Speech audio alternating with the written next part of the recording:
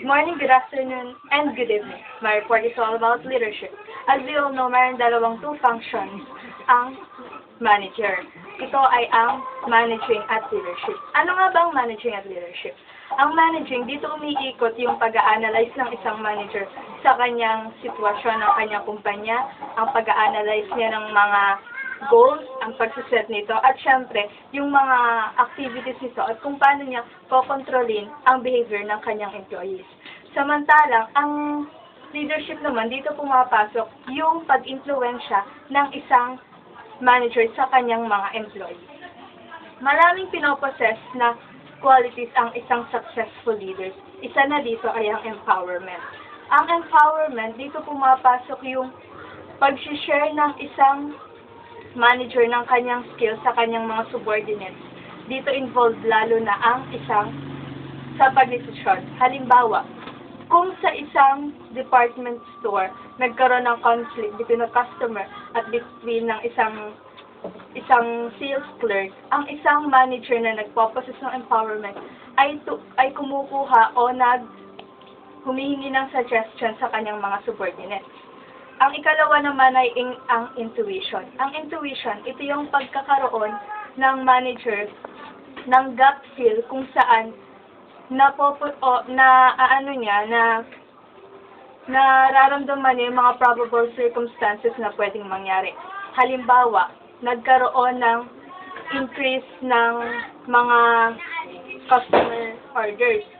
Ang isang manager na may intuition ay nakita na itong parating kung kaya't nakapag-stock up na sila ng mga sales orders. Ang ikatlo naman ay ang self-confidence. Ang isang leader na may self-confidence ay leader na secure. Alam niya ang strengths at weaknesses niya. Sa pamamagitan nito, kung dumating man sa point na magkaroon ng conflict sa kanyang company o hindi siya magiging negative, aayusin niya ito para magpopossess siya ng self-confidence kung saan sa pamamagitan nito ay may encourage pa ang kanyang mga subordinates na lalong galingan ang kanilang pagtatrabaho. Ang ikaapat naman ay ang vision. Ito ay ang pag-i-imagine ng isang leader ng isang mas maganda at mas kakaibang environment kung saan alam niya kung paano ito i-achieve. At ang pinakahuli ay ang well-balanced. Itong qualities na ito ay pinopossess ng isang leader kung saan kaya niyang i-handle ang mga values ng kanyang mga empleyado. Halimbawa, sa isang Christmas rush, maraming orders ang dumating.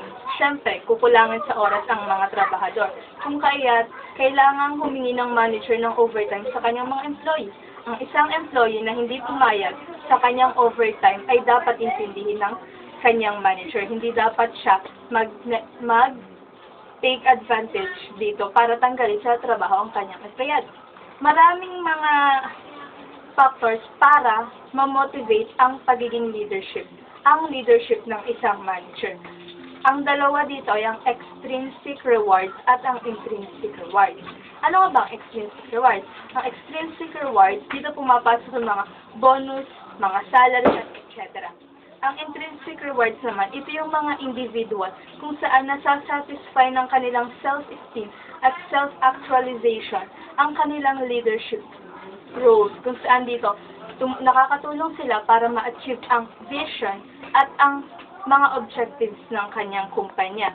Dito pumapasok yung pagbaband ng isang employee sa kanyang manager kung saan sa pamamagitan ng rewards na ito ay mas namomotivate pa ang kanilang roles. That's all. Thank you.